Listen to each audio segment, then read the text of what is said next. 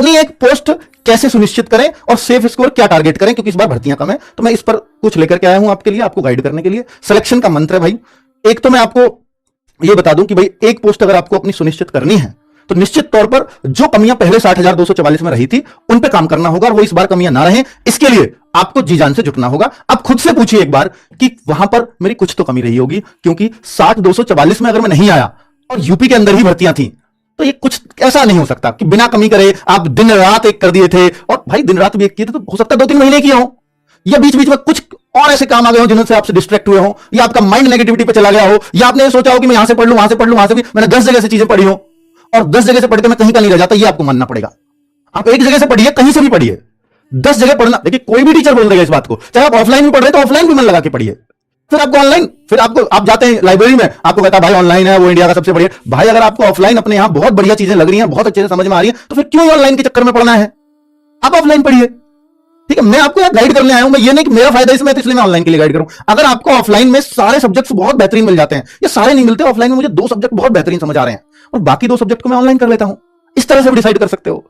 ठीक है, वो आपको ही डिसाइड करना है। पर ऐसा नहीं है कि आज हमने ये डिसाइड कर लिया, इससे हमने 15 दिन पढ़ा, फिर मेरा एक दोस्त आया, मैं लाइब्रेरी में गया, उसने मुझसे बोला कि देखो ये टीचर बहुत बढ़िया पढ़ाता है। मैंने उसको भी देखा, मुझे उसमें भी मजा आया, और मेरा दोस्त कह रहा है ये बहुत बढ़िया पढ़ाता है, तो मैं इसी से पढ़ने लगते जाता हूं। फिर कोई आया, नहीं भाई इन सबसे बढ़िया टीचर ये है, इसका पढ़ाया हुआ बहुत मिलता है एग्जाम में। फिर तीसरे पे चले गए, फिर हो सकता है उधर आपने कुछ टाइम खराब किया। तो इस तरह की चीजें बहुत है ऑनलाइन में, ये डिस्ट्रैक्ट करती हैं। सिर्फ आपको ये तय कर लेना है मुझे कहां से पढ़ना है, और जब आप ये तय कर लो तो आंख मूंद कर वहां भरोसा करिए और आपका सिलेक्शन वही एक जगह दिला देगी।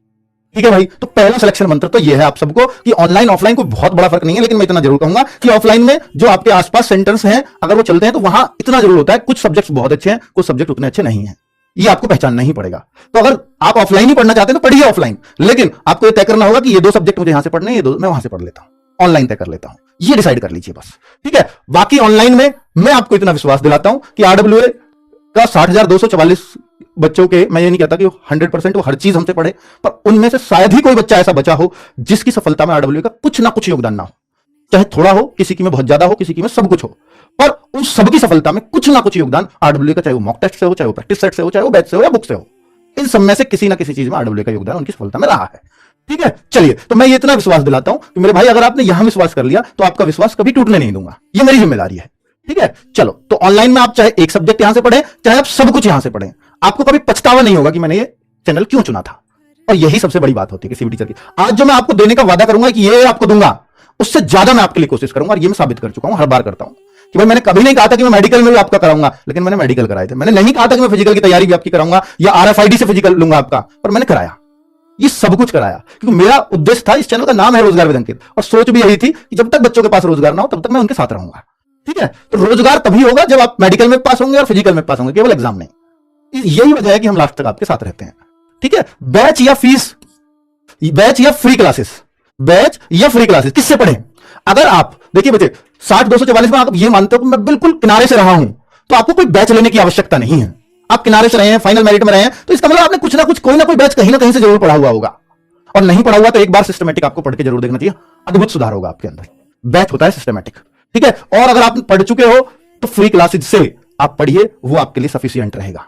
फ्री क्लासेस कहां मिलेंगी? ऑलरेडी यूट्यूब पे बहुत है आरडब्ल्यूए की, और आगे फ्यूचर में हम प्रैक्टिस सेट्स भी चलाएंगे, उनसे आप जुड़ जाइएगा। ठीक है, बैच वो लोग जरूर प्रीफर करें कि जो एक बार, क्योंकि हमारे पास अब समय बहुत है, निश्चित तौर पे 4 से 6 महीने बहुत अच्छा समय है, तो अब हम आपको शुरुआत से तैयार कर सकते हैं। और आप ये मानते हो कि सर मेरा स्कोर बार बार यही क्यों अटक जाता है, मेरा स्कोर क्यों नहीं बढ़ता? इसका मतलब आपने बैच को ढंग से नहीं पढ़ा। एक बार नहीं पढ़ा है तो फिर पढ़ लीजिए एक बार ढंग से, ये मेरी रिक्वेस्ट है। मान लो मैं आपसे इससे 500-700 रुपए दूंगा, पर वो आपके सिलेक्शन के आगे कुछ भी नहीं है। ये मैं आपको अपनी, हो सकता है लाइट की जो फीस है उसमें पढ़ा रहा हूं। एक बच्चा आया कल, मुझे उससे आया, सर मेरे गांव में आपसे, मेरे गांव के आसपास 100-150 बच्चे पढ़ते हैं, वो कहते हैं तो लाइट के, अपने लाइट के बिल के बराबर फीस लेते हैं हमसे। तो इस तरह से, तो इसलिए वो लाइट वाला डायलॉग याद आ गया। बस आगे बात कर लेता हूं बुक्स की बात। तो भाई पिछली बार रोजगार विद अंकित की बुक्स बहुत बच्चों ने पढ़ी, बहुत बच्चों ने सराही, तो हमने चारों की अलग अलग बुक्स तैयार की थी, मैथ की अलग, रीजनिंग की अलग, अभिरुचि की अलग, वो सब कुछ हमने तैयार किया था। तो मेरे भाई अभिरुचि तो री एग्जाम के बाद आई नहीं, जो री एग्जाम हुआ पहले वाले में बहुत आई थी, तो इसलिए मैं ये तो नहीं कहूंगा कि भाई आप उसके ऊपर बहुत ज्यादा समय दीजिए, पर थोड़ा सा समय देना पड़ेगा, उसको हम पढ़ाएंगे आपको ऑनलाइन में। हर एक पॉइंट, हर एक चीज, सिलेबस का हर एक पॉइंट टू पॉइंट कवर किया जाएगा, इसकी आप चिंता ना करें। बुक्स अगर मैं बोलूं कि अप्रैल लास्ट नहीं, मई में यूपी पुलिस के लिए स्पेशल, ये मैं लॉन्च कर दूंगा। अलग अलग सब्जेक्ट की, क्योंकि मैं उन्हीं बुक को लॉन्च नहीं कर सकता, उनमें सब कुछ शामिल करते हुए क्या चीज उसमें एड ऑन होनी चाहिए और क्या नहीं, चाहे वो मैथ की हो, रीजनिंग की हो, अभिरुचि की हो, तो वो सारी बुक्स आपको देखने को मिल जाएंगी। ठीक है, उन पे काम शुरू हो गया है। बात करता हूं मॉक टेस्ट की। पुरानी बुक्स नहीं दे सकता मैं आपको, पुरानी बुक्स अगर किसी के पास है तो नहीं मत लेना, फिर वो काफी है। जो प्रीवियस ईयर आए हैं उनको हम वैसे ही करा देंगे बोर्ड पर, पुरानी से पढ़िए, काफी है।